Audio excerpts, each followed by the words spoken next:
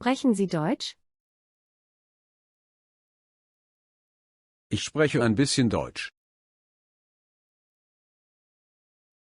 Haben Sie Mitbringsel?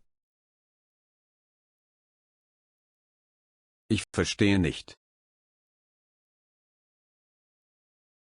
Haben Sie Andenken? Können Sie das bitte wiederholen?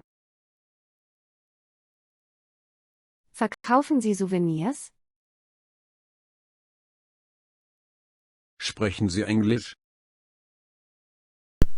Also Souvenir und Mitbringsel ist das gleiche, aber Andenken hat eine andere Bedeutung. Andenken ist nicht volles Souvenir. Okay.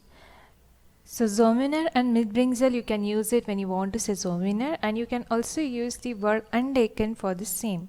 But one main difference is untaken actually means when you want to buy something in your vacation as part of memory. So it cannot be just souvenir, it can be something else as well.